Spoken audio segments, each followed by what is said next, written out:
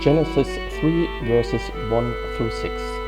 The serpent tempts Eve. In this lesson, we will cover Genesis 3, how the serpent manipulates Eve into eating fruit from the forbidden tree.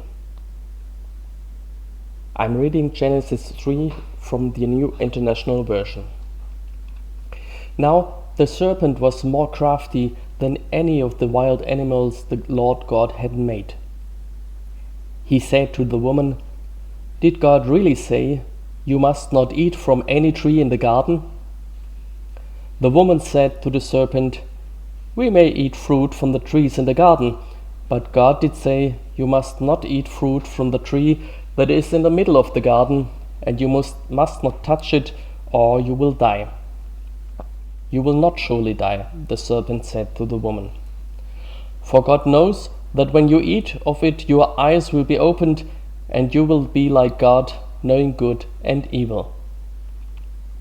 When the woman saw that the fruit of the tree was good for food and pleasing to the eye, and also desirable for gaining wisdom, she took some and ate it. She also gave some to her husband who was with her, and he ate it. This seems to be straightforward, and it is. Just let me highlight a few things. In the initial question, the serpent says, "Did God forbid you to eat from all the trees?" So the serpent does not ask for the simple fact, "Did God forbid you to eat from this single one tree?"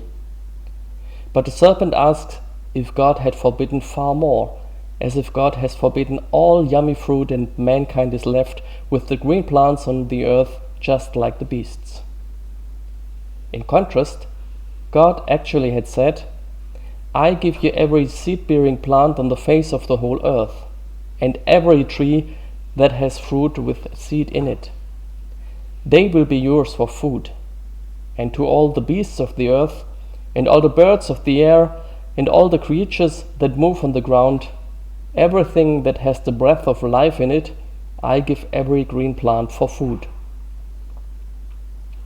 Then Eve in her answer says, "We eat fruit from the trees in the garden." The New International Version translates, "We may eat." But in the Hebrew text, it's simply, "We eat." Eve does not state, "God has allowed us to eat all fruit except." By this, Eve actually does not correct the statement the serpent had made. Contrary, Eve and Adam's action, eating fruit, contradicts what the so-called God has said in the words of the serpent. Only after Eve's answer, the serpent comes around the corner with a blunt lie. "You will not die." Note also, Eve is not talking the issue through, neither with God nor with Adam. One might argue, surely Adam stands besides. He could have stepped in. We do not know. But what we know, Eve is not talking to Adam. Now let's have a look into how the serpent manipulates Eve into breaking God's order. Of course, the very last step is Eve believing in the serpent's blunt lie. Lying is leaving out parts of the truth, adding untrue bits to it, or twisting and tweaking the truth. Here, the serpent lies about the consequences of eating fruit from the forbidden tree. Lying we encounter very often in our daily life, and we counter it by knowing the truth. To know the truth, we have to familiarize us with it. I once heard the story about FBI agents being trained to recognize counterfeit money bills. For a very long time, they will only be trained with real bills. How do they look? How do they feel? And how do they smell? Etc. They familiarize themselves with the true thing. Only then they are given false bills, and they are quite easy to find out, because the agents by then know the true bills in and out. Another step into manipulating Eve is separation. The serpent does not address Eve and Adam together. only Eve is addressed. She is not talking it over with Adam. They could have reassured themselves. What did God actually say? And can we trust God? Eve stays alone and falls easy prey to the serpent's manipulation. The blunt lie probably wouldn't have worked if Eve would have been talking to Adam. Very often, manipulation works by this till today. So one thing to safeguard ourselves from being manipulated is stay in fellowship. Talk things over with a trustworthy fellow believer. Talk things over with God in prayer. But now to a method of manipulation that I'd say is far more dangerous and deceptive. The serpent depicts a straw man, or better, a straw god. The question paints a straw god who forbids every pleasant thing. Eve falls for this method. She's not correcting the serpent. The real God, he has us allowed to eat all fruit except. No, she rather says we are doing something that contradicts the straw god. This kind of manipulation works in a twofold way.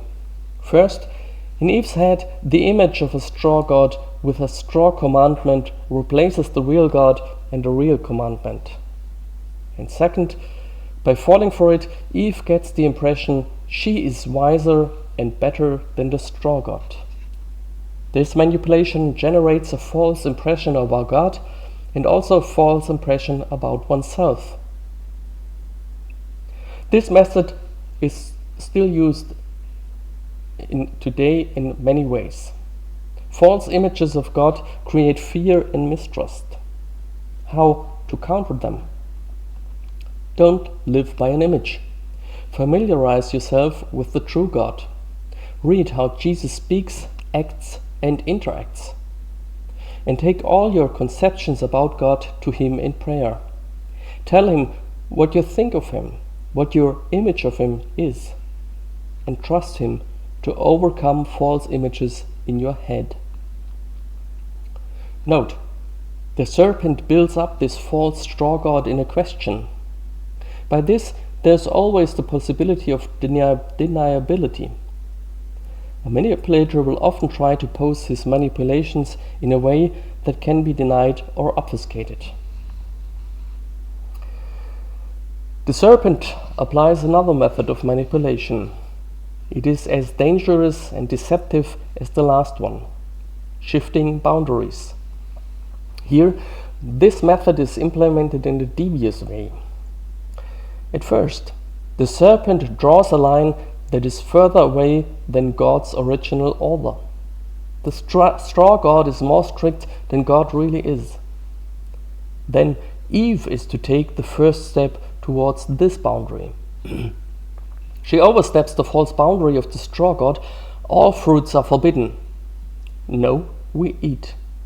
And she doesn't really make it clear that this boundary was false. She then puts up another false boundary by herself. We will die if we touch the fruit. By crossing those boundaries, she builds up momentum that is needed to swallow the big lie and to overstep the real boundary and to eat from the forbidden fruit. Temptation often manipulates in this way.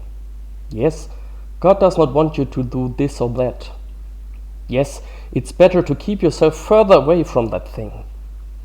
Yes, here life becomes stale. And suddenly you start to move. First only over false boundaries, you gain momentum, and because nothing happens, you eventually overstep not only the false boundary, but the boundary that God Himself has set. Throughout church history, you'll very often find this kind of manipulation, very often in the form of legalism. We, mankind, have to protect God's orders by stricter rules we ourselves devise.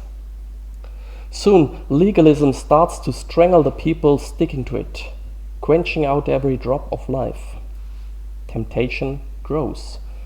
Boundaries are being overstepped.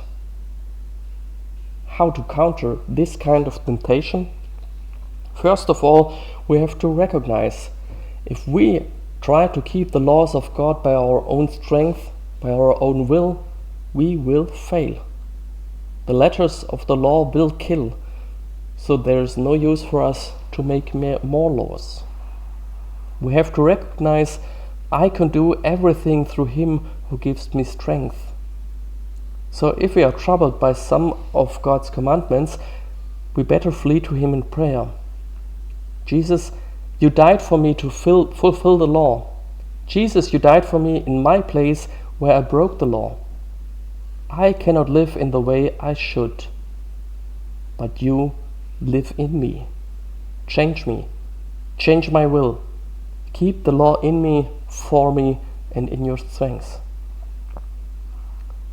At last, in these few verses, we see how the serpent applies different forms of manipulation.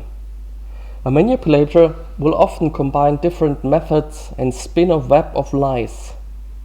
This often seems to be overwhelming. But facing such complexity, it's good to remember you, dear children, are from God and have overcome them, because the one who is in you is greater than the one who is in the world. Be blessed.